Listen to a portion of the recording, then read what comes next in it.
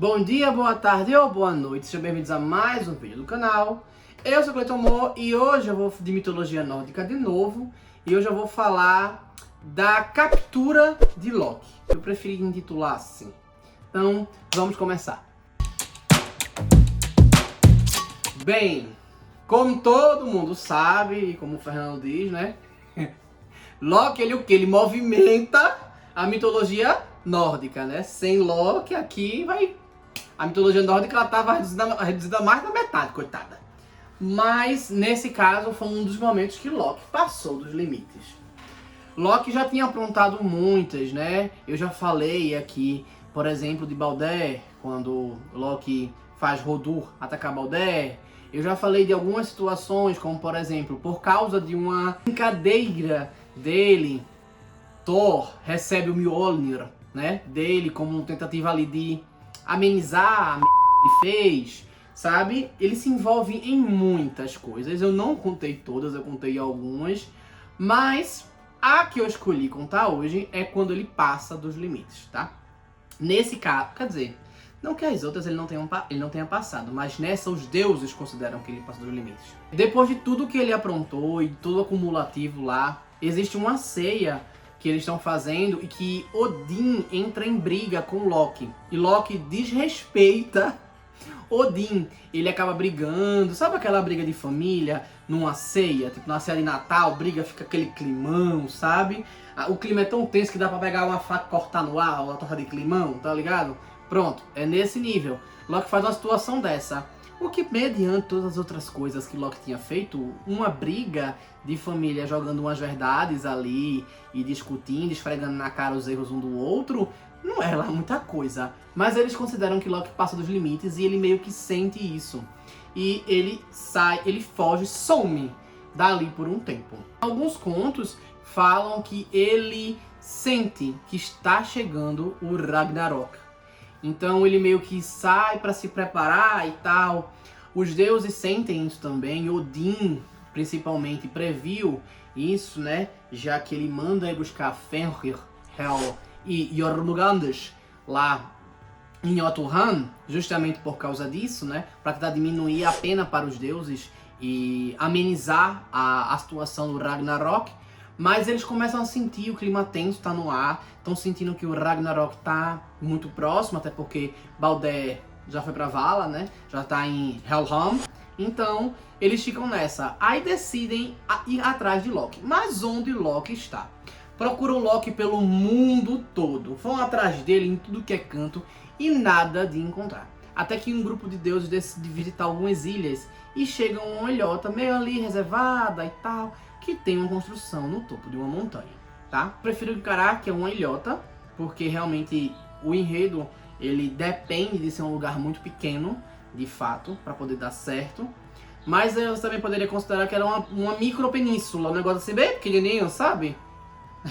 Um negócio assim bem ali, um negócio mais ali. Mas, enfim, ou um fiord e você vir por aqui, enfim, eu prefiro pensar que é uma ilhota. Mas vamos lá. E aí eles acham meio suspeito aquele lugar. Só que vão lá investigar. Enquanto isso, Loki está nessa casinha que fica no topo de uma montanha, tá? E não é bem uma casinha, não imagine um casebre não, tá? Imagina um castelo pequeno. E aí Loki tá lá inventando as coisas dele, fazendo algumas coisas, pensando nas formas de trapacear, de tirar onda, fazer um negócio assim, meio ali. E aí ele começa a ser um negócio de fio que vai ter de um lado e do outro, quadriculado, um no outro. Eu tô descrevendo porque faz parte da história, tá? Não falar o nome. Mas é fio quadriculado, emaranhado, formando, vamos dizer assim, um grande retângulo. E ele tá fazendo ali. Pra fazer o que aquilo? Ele ainda não sabe. Ele simplesmente tá ali fazendo para passar o tempo. Quando de repente ele sente alguma coisa, algumas vibrações, alguns barulhos estranhos, ele vai olhar para fora da janela. Quando ele olha pela janela, ele vê o povo subindo. Quem é o povo subindo? Thor, Tyr e Kvasir. A Kvasir, que é o deus da sabedoria, que eu já falei em outro conto, ele é que instrui eles a irem para lá. Loki dá uma de doido pra fugir dali. O que ele faz? Ele joga o que ele estava construindo no fogo né? Na chaminé... Lareira. Lareira, isso. Tava vindo clareira na cabeça. Na lareira, aí toca fogo e ele foge para um poço que tem nesse castelinho lá em cima. Esse poço, ele dá um filetinho de água até embaixo, como uma cachoeira bem fininha, bem estreita, e cai numa lagoa nessa ilhota, sabe? Uma lagoazinha ali. Então ele pula pra lá pra dentro, vira peixe e cai. Ele vem, pronto, ninguém agora vai sair. Só que acontece, ele desce, vai até a lagoa, enquanto o povo tá subindo a montanha pra encontrá-lo. E é aquela coisa, ele vai ficar na dele ali, porque pode ser que descubram e vão atrás dele.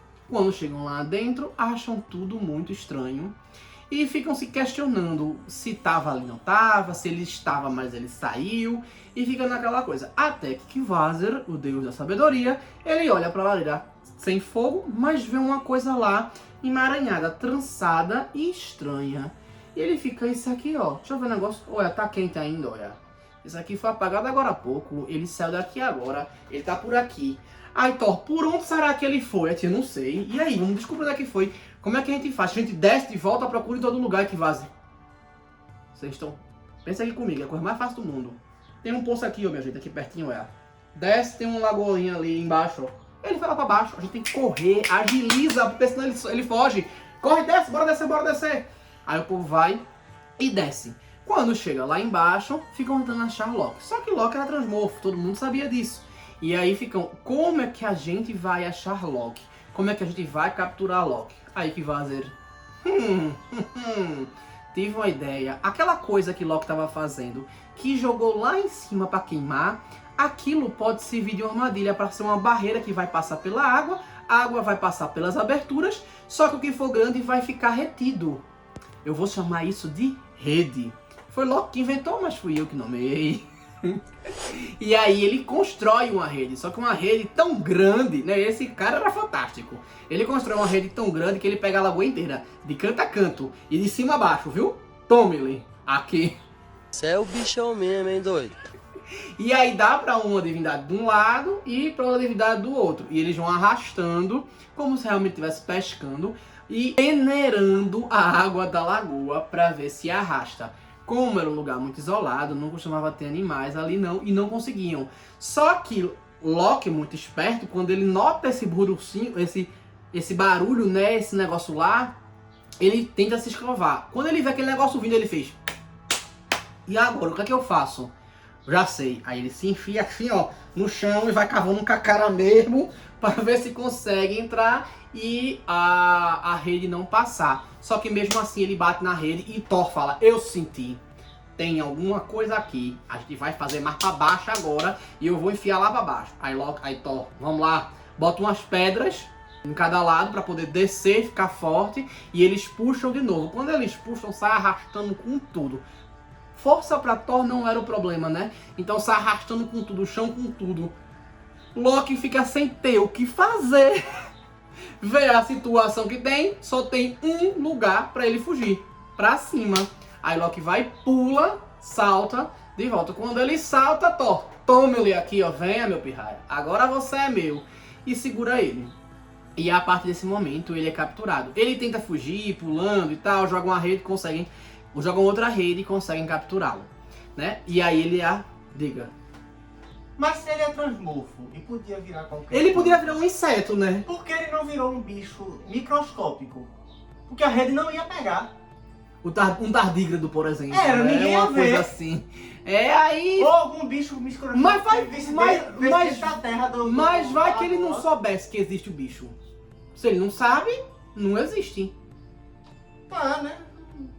Entendeu?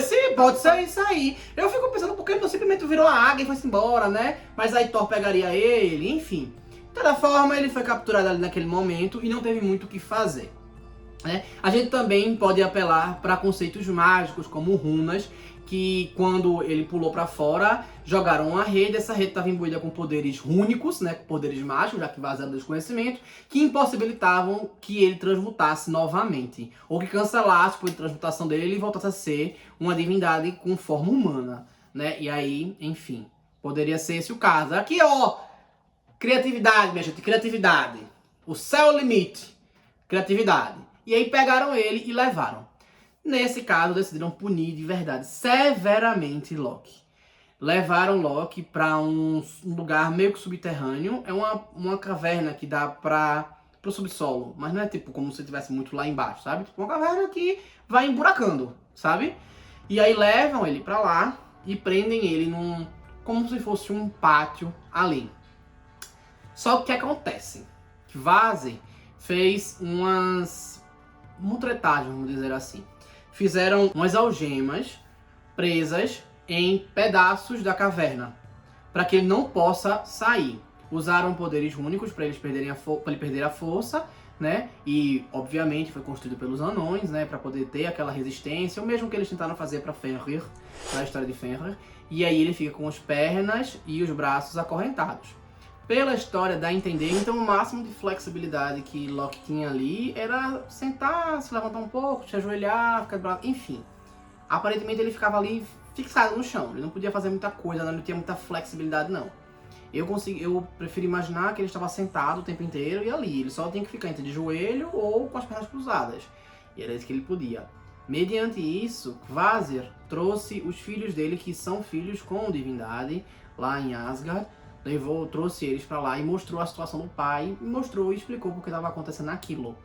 Loki ficou meio irritado com toda aquela situação ali, porque ele meio que... enfim.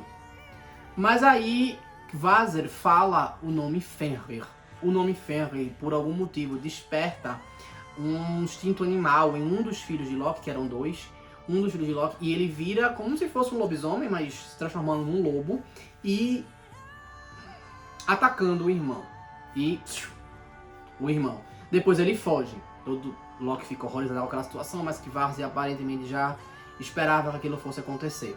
Loki também é ligado com uma serpente presa no teto, numa estalagmite. É do tetatite, né? E aí ela fica ali presa e fica pingando veneno na cara de Loki o tempo inteiro. Fica ali gotejando nele, uma forma dele pagar pelos pecados dele.